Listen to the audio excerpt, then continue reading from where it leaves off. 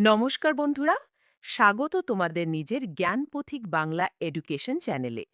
তো আজকের ভিডিওতে আমরা বায়োলজি সিরিজের তৃতীয় ভিডিও। এখানে আমরা কোষ বা সেল নিয়ে পড়ব। কোষ থেকে যত রকম প্রশ্ন আসতে পারে সবকিছু এই ভিডিওতে তোমরা পেয়ে যাবে।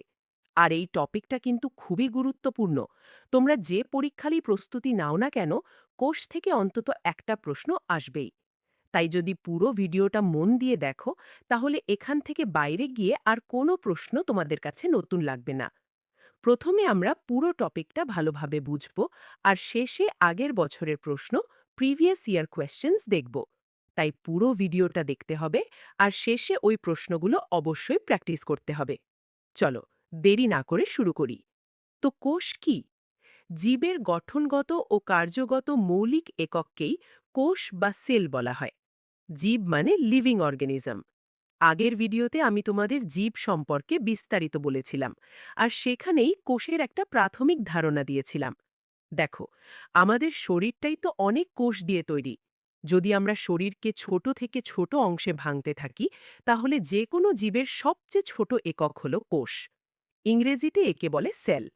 কোষের অধ্যয়নকে কি বলা হয়? এটা পরীক্ষায় বারবার এসেছে। কোষের অধ্যয়নকে বলা হয় সাইটোলজি। আর সর্বপ্রথম কোষের আবিষ্কার কে করেছিলেন? রবার্ট হুক সর্বপ্রথম কোষ আবিষ্কার করেছিলেন। কিন্তু তিনি যে কোষ দেখেছিলেন সেটা ছিল মৃত কোষ, অর্থাৎ ডেড সেল। আর সেই কারণেই তাকে বলা হয় ফাদার অফ সাইটোলজি। তো সর্বপ্রথম জীবন্ত কোষকে আবিষ্কার করেছিলেন ১৬৭৪ সালে। সর্বপ্রথম জীবন্ত কোষ আবিষ্কৃত হয়। এই দুটো নামই মনে রাখতে হবে। মৃত কোষ আবিষ্কার করেছিলেন রবার্ট হুক। আর যদি প্রশ্ন হয় সর্বপ্রথম কোষের আবিষ্কার কে করেছিলেন, তাহলেও উত্তর হবে রবার্ট হুক।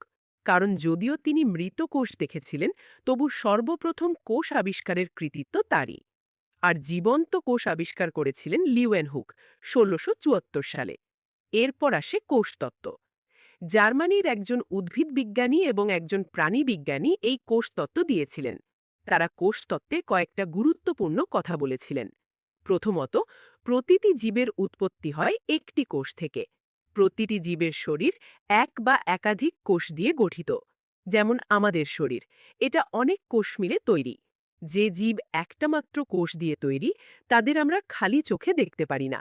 সেগুলো দেখতে হলে মাইক্রোস্কোপ দরকার। কিন্তু যেসব জীব অনেক কোষ মিলে তৈরি, যেমন গাছপালা, জীবজন্তু, মানুষ, এদের আমরা খালি চোখেই দেখতে পারি, কারণ এরা অসংখ্য কোষের সমন্বয়ে গঠিত। দ্বিতীয়ত, প্রতিটি কোষ একটা স্বাধীন একক, তবুও সব কোষ একসাথে কাজ করে, আর তার ফলে একটা সম্পূর্ণ জীব তৈরি হয়। মানে এটা একটা সিস্টেম, সব কোষ মিলে একটা জীব গঠন করে। আর কোষের উৎপত্তি ও কার্যক্রমে নিউক্লিয়াস বা কেন্দ্রক প্রধান নিয়ন্ত্রকের ভূমিকা পালন করে। কোষের ভেতরে যে নিউক্লিয়াস থাকে, সেটাই পুরো কোষটাকে নিয়ন্ত্রণ করে। এই কারণেই একে কোষের মস্তিষ্কও বলা হয়। এটা নিয়ে আমরা পরে বিস্তারিত পড়ব। এবার আসি সবচেয়ে ছোট কোষের কথায়। সবচেয়ে ছোট কোষ কোনটা? মাইকোপ্লাজমা। পরীক্ষায় বারবার জিজ্ঞেস করা হয় সবচেয়ে ছোট কোষ কোনটা আর সবচেয়ে বড় কোষ কোনটা। তোমাদের মনে রাখতে হবে, সবচেয়ে বড় কোষ হলো উটপাখির ডিম। এটা তো হলো সামগ্রিকভাবে সবচেয়ে ছোট আর সবচেয়ে বড় কোষ। কিন্তু মানবদেহের সবচেয়ে ছোট কোষ কোনটা? মানবদেহের সবচেয়ে ছোট কোষ হল শুক্রাণু, যা পুরুষের মধ্যে পাওয়া যায়। আর মানবদেহের সবচেয়ে বড় কোষ হল ডিম্বাণু, যা নারীর মধ্যে পাওয়া যায়। তাহলে পুরুষের শুক্রাণু সবচেয়ে ছোট কোষ, আর নারীর ডিম্বাণু সবচেয়ে বড় কোষ। আর মানবদেহের সবচেয়ে লম্বা কোষ কোনটা? সবচেয়ে লম্বা কোষ হল স্নায়ু কোষ, ইংরেজিতে নিউরন। মনে রাখতে হবে, যখন প্রশ্ন হবে মানবদেহের সবচেয়ে বড় কোষ কোনটা, তখন উত্তর হবে ডিম্বাণু। কিন্তু যখন প্রশ্ন হবে সবচেয়ে লম্বা কোষ কোনটা, তখন উত্তর হবে স্নায়ু কোষ বা নিউরন। এবার আমরা কোষের গঠন নিয়ে পড়া শুরু করব। বিস্তারিত পড়ার আগে প্রথমে একবার গঠনটা দেখে নিই। প্রথমে বলে দিই প্রাণী কোষের গঠন। এতে কিছু জিনিস যোগ হলেই এটা উদ্ভিদ কোষে পরিণত হয়। ধরে নাও এটাই একটা কোষ। এই কোষের বাইরের আবরণকে বলা হয় কোষঝিল্লি, ইংরেজিতে সেল মেমব্রেন। যেমন আমরা বাজারে সবজি কিনতে গেলে আলাদা আলাদা সবজি একই থলিতে নিয়ে আসি, ঠিক তেমনি কোষের বিভিন্ন অংশ একটা ঝিল্লির ভেতরে থাকে, যাকে বলা হয় কোষঝিল্লি। এরপর আসে কোষরস, যা কোষের ভেতরে ভরা থাকে। এটা একটা আঠালো পদার্থ। কোষের ভেতরে থাকে নিউক্লিয়াস, যা কোষের মস্তিষ্ক। পুরো কোষটাকে এটাই নিয়ন্ত্রণ করে। নিউক্লিয়াসের কাছে একটা জারের মতো গঠন দেখা যায়, যাকে বলা হয় অন্তঃপ্রদ্রব্য জালিকা, ইংরেজিতে এন্ডোপ্লাজমিক রেটিকুলাম। এই জালিকার একটা অংশ খসখসে বা রাফ হয়, যেখানে ছোট ছোট রাইবোজোম দেখা যায়, যেগুলো প্রোটিন তৈরি করে। এই নিয়ে পরে বিস্তারিত বলবো, এখন শুধু একটা ওভারভিউ দিচ্ছি যে কোষের কি কি অংশ থাকে। রাইবোজোমের পরে যে গঠনটা আছে সেটা হলো মাইটোকন্ড্রিয়া। এরপর দেখা যাবে এমন একটা গঠন যাকে বলা হয় লাইসোজোম। আর তার নিচে থাকে সেন্ট্রোজোম, আর নিচের দিকে পুরো কোষের গঠন। তো এই ছিল কোষের গুরুত্বপূর্ণ অংশগুলোর সংক্ষিপ্ত পরিচয়। এবার আমরা বিস্তারিতভাবে পড়া শুরু করব। এই যে দেখো, এটা উদ্ভিদ কোষ আর এটা প্রাণী কোষ। উদ্ভিদ কোষের আকার হয় চতুর্ভুজাকৃতির, আর প্রাণী কোষের আকার হয় গোলাকার। দেখতে পাচ্ছ তো, এটা উদ্ভিদ কোষ আর এটা প্রাণী কোষ। প্রাণী কোষের বাইরের আবরণকে বলা হয় কোষঝিল্লি, যেটা আমি একটু আগেই বলেছি। উদ্ভিদ কোষেও কোষঝিল্লি থাকে, কিন্তু উদ্ভিদ কোষকে আরও শক্তিশালী করার জন্য এর বাইরে আরেকটা আবরণ থাকে যাকে বলা হয় কোষপ্রাচীর। তাই মনে রাখতে হবে, প্রাণী কোষ ও উদ্ভিদ কোষ দুটোতেই কোষঝিল্লি থাকে। কিন্তু উদ্ভিদ কোষে কোষঝিল্লির ওপরে যে গঠনটা দেখা যাচ্ছে সেটা হলো কোষপ্রাচীর। এটা কোষঝিল্লিও রাখে, আবার তার উপরে কোষপ্রাচীরও রাখে। কোষপ্রাচীরকে ইংরেজিতে বলা হয় সেল ওয়াল। এই কোষপ্রাচীর প্রাণী কোষে পাওয়া যায় না, শুধু উদ্ভিদ কোষেই পাওয়া যায়। তাহলে কোষের কোন অংশটা প্রাণী কোষকে উদ্ভিদ কোষ থেকে আলাদা করে? উত্তর হল কোষপ্রাচীর, যা শুধু উদ্ভিদ কোষেই থাকে, প্রাণী কোষে থাকে না। আর কোষঝিল্লি, এটা উদ্ভিদ ও প্রাণী দুই ধরনের কোষেই পাওয়া যায়। এবার এক এক করে কোষের প্রতিটা অংশ নিয়ে আমরা পড়া শুরু করব। শুরু করি কোষের সবচেয়ে বাইরের আবরণ কোষঝিল্লি দিয়ে। কোষের সব উপাদান বা অঙ্গ একটা ঝিল্লির মধ্যে ঘেরা থাকে, যাকে বলা হয় কোষঝিল্লি। এটা প্রাণী এবং উদ্ভিদ উভয় কোষেই পাওয়া যায়। কোষঝিল্লি কোষের ভেতরে কোন পদার্থ যাবে সেটা নিয়ন্ত্রণ করে। কোষঝিল্লি অর্ধভেদ্য, অর্থাৎ সেমিপারমিয়েবল। এর প্রধান কাজ হল কোষের ভেতরে কি প্রবেশ করবে আর ভেতর থেকে বাইরে কি বের হবে সেটা নির্ধারণ করা। তাহলে অর্ধভেদ্য মানে কি? মানে হল, যা কিছু কোষের ভেতরে যায় বা ভেতর থেকে বাইরে বের হয়, সব কিছু এই ঝিল্লি নিয়ন্ত্রণ করে। আর কোষের সমস্ত অংশ এই ঝিল্লি দিয়েই ঘেরা থাকে। এরপর দেখি কোষপ্রাচীর। কোষপ্রাচীর শুধু উদ্ভিদেই পাওয়া যায়, প্রাণী কোষে কোষপ্রাচীর পাওয়া যায় না। যখন আমি প্রাণী কোষের কথা বলি, তখন যত রকম জীবজন্তু আছে আর মানুষও, তারা সবাই প্রাণী কোষের অন্তর্ভুক্ত। আর উদ্ভিদ কোষের মধ্যে সব রকম গাছপালা, বৃক্ষলতা আসে। তাহলে কোষপ্রাচীর শুধু উদ্ভিদ কোষেই পাওয়া যায়, প্রাণী কোষে পাওয়া যায় না। আর এই কোষপ্রাচীর সেলুলোজ দিয়ে গঠিত। পরীক্ষায় বারবার জিজ্ঞেস করা হয়েছে যে কোষপ্রাচীর কী দিয়ে গঠিত। এটা কোষকে নির্দিষ্ট আকার ও আকৃতি বজায় রাখতে সাহায্য করে আর গাছপালাকে কাঠিন্য প্রদান করে। কারণ একদিকে কোষঝিল্লি থাকে আর তার ওপরে থাকে কোষপ্রাচীর। এটাই গাছকে কাঠিন্য দেয় আর কোষের আকার আকৃতি ঠিক রাখতে সহায়তা করে। তো প্রাণীর কোষঝিল্লি কী দিয়ে তৈরি? লিপিড ও প্রোটিন দিয়ে। উদ্ভিদের কোষপ্রাচীর কী দিয়ে তৈরি? সেলুলোজ দিয়ে। ব্যাকটেরিয়ার কোষপ্রাচীর কী দিয়ে তৈরি? পেপটিডোগ্লাইকেন দিয়ে। আর ছত্রাকের কোষপ্রাচীর কী দিয়ে তৈরি? এটাও মনে রাখতে হবে, এটাও পরীক্ষায় জিজ্ঞেস করা হয়। এবার দেখি নিউক্লিয়াস। কোষের মাঝে একটা গঠন থাকে যাকে বলা হয় নিউক্লিয়াস বা কেন্দ্রক। এটা উদ্ভিদ এবং প্রাণী দুই ধরনের কোষেই পাওয়া যায়। এটা কোষের সবচেয়ে গুরুত্বপূর্ণ অংশ। যেমন আমাদের শরীরে আমাদের মস্তিষ্ক আছে, ঠিক তেমনি কোষের যে মস্তিষ্ক তাকেই বলা হয় নিউক্লিয়াস, কারণ এটা কোষটাকে নিয়ন্ত্রণ করে, অর্থাৎ কোষটাকে নিয়ন্ত্রণ করে। এই কারণেই নিউক্লিয়াসকে কোষের মস্তিষ্ক বলা হয়। এটা কে আবিষ্কার করেছিলেন? নিউক্লিয়াস আবিষ্কার করেছিলেন রবার্ট ব্রাউন 1831 সালে। তাহলে দুটো নাম আলাদা রাখতে হবে। কোষ আবিষ্কার করেছিলেন রবার্ট হুক, আর নিউক্লিয়াস আবিষ্কার করেছিলেন রবার্ট ব্রাউন। নিউক্লিয়াসের 70 থেকে 80% প্রোটিন, 10% ডিএনএ, 2 থেকে 3% আরএনএ এবং 3 থেকে 5% পর্যন্ত লিপিড থাকে। নিউক্লিয়াস থেকে কি কি প্রশ্ন আসতে পারে? প্রথম প্রশ্ন, এটা কে আবিষ্কার করেছিলেন? উত্তর, রবার্ট ব্রাউন। এটাই সবচেয়ে বেশি জিজ্ঞেস করা হয়। দ্বিতীয় প্রশ্ন, কোষের মস্তিষ্ক কাকে বলা হয়? উত্তর, নিউক্লিয়াসকেই কোষের মস্তিষ্ক বলা হয়। তৃতীয় প্রশ্ন, নিউক্লিয়াস কি প্রাণীকোষ ও উদ্ভিদ কোষ উভয়তেই পাওয়া যায়? হ্যাঁ, উভয় ধরনের কোষেই নিউক্লিয়াস পাওয়া যায়। নিউক্লিয়াসের কাছে একটা জালের মতো গঠন দেখা যায়, যাকে বলা হয় অন্তঃপ্রদ্রব্য জালিকা, ইংরেজিতে এন্ডোপ্লাজমিক রেটিকুলাম। এটা কোষের ভেতরে আভ্যন্তরীণ সহায়তা প্রদান করে। এটা কে আবিষ্কার করেছিলেন? কিথ পোর্টার, অ্যালবার্ট ক্লড এবং জর্জ প্যালাডে এটা আবিষ্কার করেছিলেন। এই অন্তঃপ্রদ্রব্য জালিকা দুই প্রকারের হয়। প্রথমটা হল মসৃণ অন্তঃপ্রদ্রব্য জালিকা, ইংরেজিতে স্মুথ এন্ডোপ্লাজমিক রেটিকুলাম। এটা কোষে কার্বোহাইড্রেট ও চর্বি সংশ্লেষে সহায়ক। জালিকার দ্বিতীয় অংশটা খসখসে হয়, যাকে বলা হয় খসখসে অন্তঃপ্রদ্রব্য জালিকা, ইংরেজিতে রাফ এন্ডোপ্লাজমিক রেটিকুলাম। এই খসখসে অন্তঃপ্রদ্রব্য জালিকার বাইরের ঝিল্লির ওপরে ছোট ছোট দানার মতো গঠন থাকে। দেখতে পাচ্ছ তো, এই যে অনেকগুলো ছোট ছোট দানা, এগুলোকেই বলা হয় রাইবোজোম। খুবই গুরুত্বপূর্ণ একটা বিষয়। তাহলে রাইবোজোম কোথায় দেখা যায়? অন্তঃপ্রদ্রব্য জালিকার যে খসখসে অংশ, যাকে রাফ পার্ট বলা হয়, সেখানেই এই ছোট ছোট দানার মতো গঠন দেখা যায়, যাদের বলা হয় রাইবোজোম। আর এই রাইবোজোম কোষের ভেতরে প্রোটিন তৈরি করে, তাই একে প্রোটিনের কারখানা বলা হয়। তাহলে অন্তঃপ্রদ্রব্য জালিকার দুটো অংশ থাকে।